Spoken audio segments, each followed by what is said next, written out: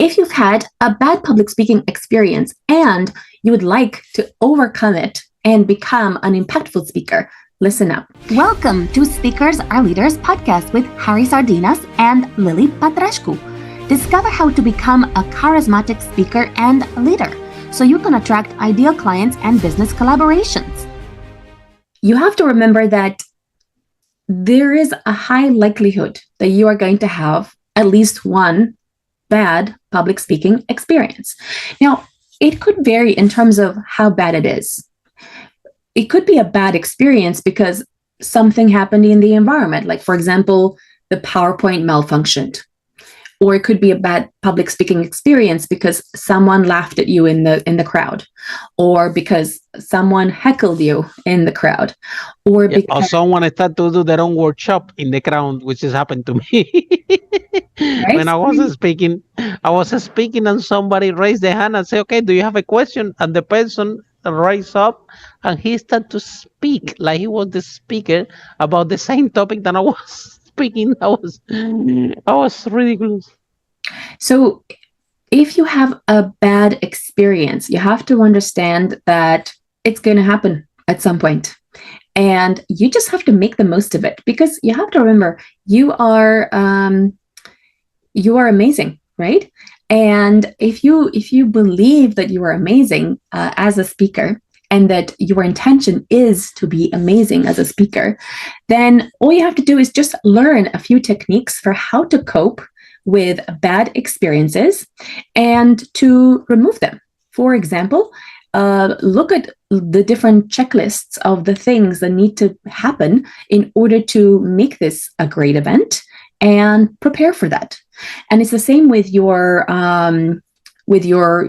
speaking, with your image, with the things that need to have to be in the room for you to have a great experience. And for example, for me, sometimes I had a bad experience because maybe the PowerPoint didn't work, or the pens didn't work, or the computer broke down, or the computer ran out of power, or I had a bad experience because perhaps the video shut down the exact moment that I was due to come on stage, and there was no recording of me. And I also had a bad experience, for example, because I forgot perhaps a line, or I wasn't as impactful as I desired, or perhaps another bad experience was, let's say you were booked to speak for an event and you were given 20 minutes to speak, and when it comes to it, there's only 5 minutes, or there's only 3 minutes. Exactly. And you have a very bad experience as a speaker. That happened very often. So the time that you prepared to speak is not available anymore because the conference ran over, and then some people spoke too much, and then you have to reduce your speaking. And that actually happened to Harry as well. And what you have to do is just remember that you have to smile. And that you're brilliant, and it doesn't matter if you have 5 minutes, you're gonna rock it. And the other thing to know is that your attitude at the event matters a lot. For example, there were some events where, I would say actually just one event where, no, 2 events, I think. There were 2 events where I didn't get to speak because some people spoke too much.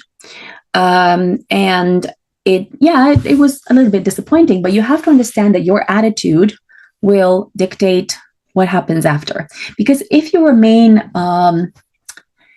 like positive, and you're not like bothered about it, even though, let's say, you spend money and travel money, and then you travel from far away, and you booked a hotel, and so many different things happen, you have to look at, okay, what did you learn from the experience?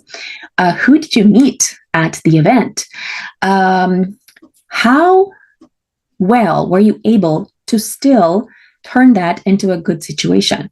So for example, at one event, I met someone really incredible that I still have a great relationship with, even though I didn't get to speak at that event. Okay, so it's about remaining positive and making the most of every situation, and not get angry. Because if you get angry, or if you get upset, or if you focus too much on the negative experience, what you'll find is that you'll ruin your day, And you could even become angry for many years or months to come, and you won't have gained so much. Whereas if you look at, okay, what am I learning from this? How can I make this the best day possible, even though I had a bad experience?